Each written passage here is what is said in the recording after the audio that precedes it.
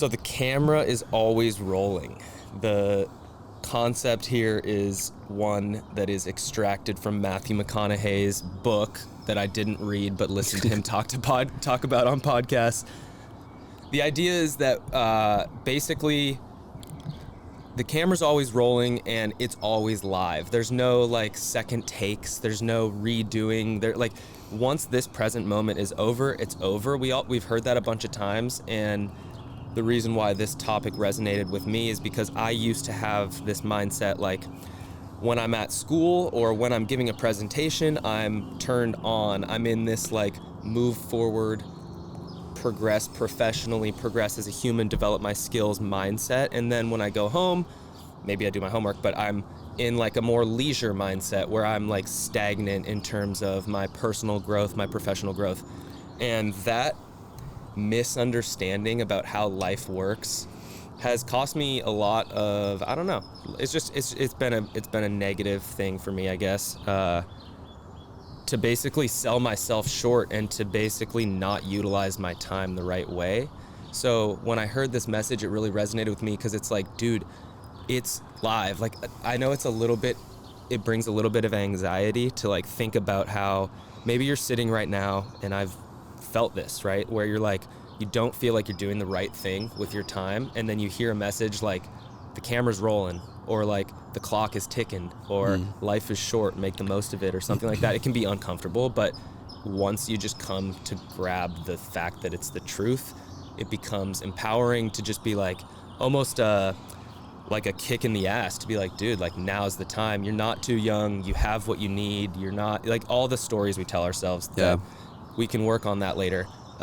That's my setup for this topic. No, I like that. And I think it's good to kind of identify if that's your thought process. If like when you go into your job, you have to be like on in a way that's not your truest self, right? Like you have to put on this facade that's not you. Like I think that's something important to pay attention to. And then it's like, oh, okay, I'm off work now. Like I can be myself. Like I can actually either like relax or just like, you know, now I can work on what I want to be working on, or like doing whatever. Like that's exhausting. You know what I mean?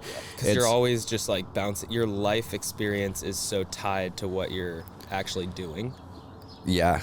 Right. And so it's like, if it's not you, then what is all that time spent doing for you or for anybody really? You know, it's just like this. And this is kind of a different angle because I'm looking at it as like on, like you're on when you go to work, but like on in that definition kind of means that like it's almost like a mask you're putting on. Whereas if you look at it like, okay, the camera's always rolling, like time is always ticking, life is always happening, like I should be focusing on how me, Matthew, like in all of me can show up in a day-to-day way where it's not like fitting into these different like characters that I have to like play out to please the people that are involved in these situations that are like far away from who I am as a person. I don't know. That's kind of doesn't fully make sense. It makes sense in my mind, and no, it's it makes like, sense, dude. What you said about bringing your full self too, right? Like, yeah. I really picked up on, if you feel like you're turning it on and off, what it is you're not bringing your truest self to both of those activities. You're bringing your truest self when you're playing video games at your home, just kicking back. Right. But you're not in the other side. I think and that's interesting. That specifically used to trip me up too, and now I'm in a much better place with it. But for a while, like when we were starting these businesses, and I would have like a bigger call to be on, or like talking to an investor, like I always had this mindset of like, okay, I need to like be so dialed in the way that they want me to be dialed in, you know, and so I would prepare in that sense. I would think about things in that way of like, okay, what would this person like want to hear? Or like, and I think a little bit of that is good, but I think now my mindset has completely shifted to like, this is just me, and like my brands are an extension of that. And so there's not really any other like quote unquote preparation that I need to do if I'm having one of these bigger conversations, or like I just need to show up as myself, right, and like speak from a true place And if people are fucking with that, then great. And if not, then it's probably not the right match. And I know that because it's like, if I'm making an extra effort to not be myself so that somebody else can feel comfortable enough to like do something with us, then that's not genuine. Like I need to be myself, speak from my truest place, and then if somebody resonates with that, then like that's a good equation because they're vibing with the energy that is true, right? And not just this fake version of you being quote unquote on. Right. You know? Easier said than done. Totally. Because I actively want to do that, right? Yep. I don't ever want to bring a less authentic or less genuine version of myself unless I'm trying to not say something that's probably shouldn't be said. But I mean, even I find myself like catching myself like, dude, are you being authentic? Like we had this moment where we were trying to record a podcast and we just like weren't in the right mindset for like basically delivering lines the way we wanted to, and we were just like, why are we feeling so uptight? Like what's going on right now? And that's that feeling for me where it's like I don't feel like my authentic self right now, so it feels really shitty to try and create because it's like, whoa, like now you're thinking about how other people might judge it, you're in your own head about the way you're delivering things, and yeah, that like can really hold you back. So yeah. And the importance of community, of just friends around you who are like also kind of experiencing levels of that and being able to be like, hey, like I mean how you, me and Roddy did the other night of just like, hey, we're a little off right now, like we need to either loosen up or like crack some jokes or do whatever, but this is not like, how do we loosen up? I can't remember what was the key. I think the audience can probably guess. We all hugged. We hugged. We did some kumbaya. Some kumbaya and cannabis. I just wanted to keep it short today. It is a message that was a positive one for me, but I feel like all my takes were like, if you don't have this, then it'll be really negative. So fuck, dude, I gotta stop doing that. But yeah, the camera's always rolling. Matthew McConaughey's interview with Rich Roll is fantastic. The one he did with Chase is fantastic. Like overall, the dude is just like he's got these things called bumper stickers. So like basically he has these like one-liners that it needs to fit on a bumper sticker, and they're all just gold. So that's cool. I'll leave it at that. Highly recommend checking some of his stuff out. Yeah, and the shadow side of this one that we talked about before of like, yes, the camera is always rolling. Yes, you should always be on. Yes, this is the angle that we started also, with. Yeah, but also like, I think that my definition of being on is just being you, right? And so I don't want for people to think that like being on means like grinding from sun up to sundown and like, you know, because a big piece of this too is that being on means that you need to be in tune with yourself enough to know when you need to rest, right? Too. And so that's a big piece of this as well. Rest and recovery is absolutely part of the process. If you ignore it, neglect it, then you'll not be able to show up as your true self. We've all felt those times where you're like, man, I'm just like not myself right now because I'm hungry, tired, fill in the blank, emotionally distressed. So doing the work to take the time to recover and rest while knowing that the clock is ticking can be really hard, because this idea that the camera's rolling is like, it's urgent, let's go. But then you realize, okay, like if you know, you have to basically move at the velocity that's sustainable. And I think that's something that professionals do, and you have to kind of learn, like, if you want to stick with this thing. I think Roddy said it best. I wish he was here to say it, but essentially what we need to do as a business right now is just keep going. Yep. Like, things can go wrong, but for the most part, the only thing that's going to go wrong is if we stop. Right.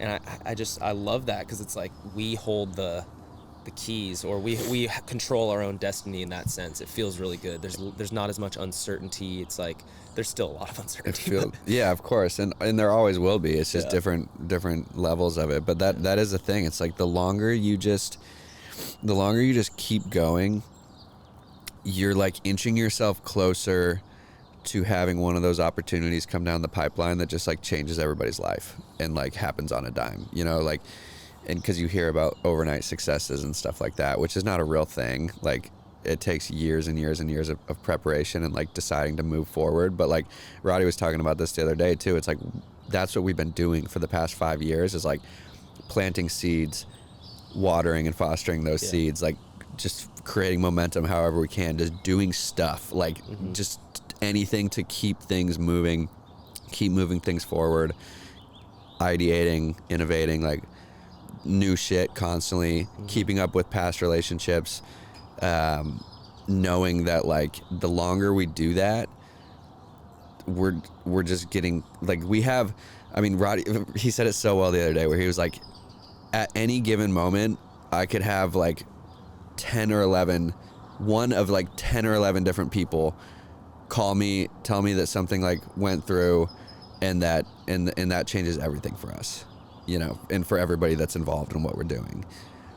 And that's like a really cool feeling too. And then also like we took that same attitude toward filming the other day. We're like, everything else is so set up that if we make something that catches fire, like that's it.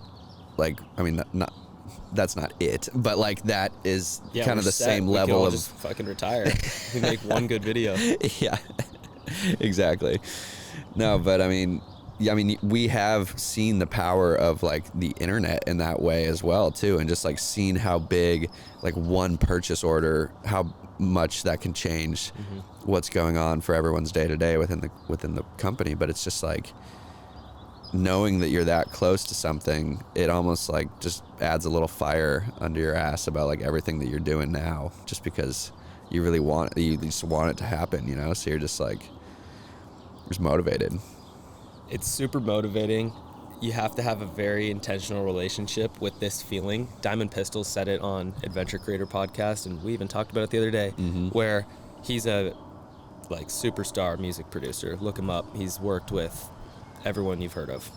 And no, he's not everyone you've heard of, but he's worked with people you've heard of. Though, yeah. And did you guys go to high school together? Yeah. Yeah. So dude just like literally moved to LA and just like started meeting people, made his way, and now he's a killer. He's absolutely crushing. Yep. And one of the things that he said that I thought was so fascinating was when he walks into the studio, the way his creative process works is he wakes up in the morning with nothing. He has quite literally a blank slate.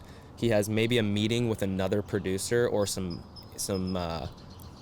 different artists of various types, whatever they need for that day, and he'll show up to the studio 9 a.m. They'll work for a few hours, come up with a beat.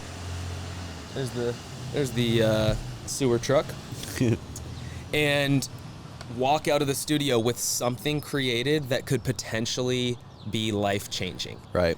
So when he said that, I was like, wow, what a fascinating job or career path, where you wake up and today you might just be some random dude like making music with a couple other people in your basement, but the fact that you're like in the arena, you're in the game, like you're not on the bench. Yeah. Like you have a chance. You're like, you've got a lottery ticket. That's so exciting for me. And I think a lot of people in our generation, we want to figure out how we can become wealthy and buy houses and support our kids one day and all those things.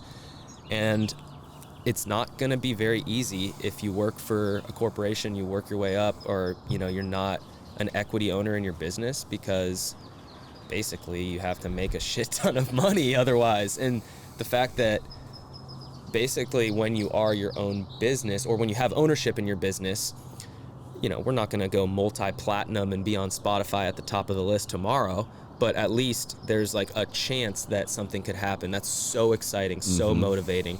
So keeping detached from like, if it doesn't happen, our value is less as human beings, or we're going to have less motivation to keep moving forward. Just like detach from that, just be like, that's fucking motivating that that's there, and that we can just like grab that anytime. Yeah.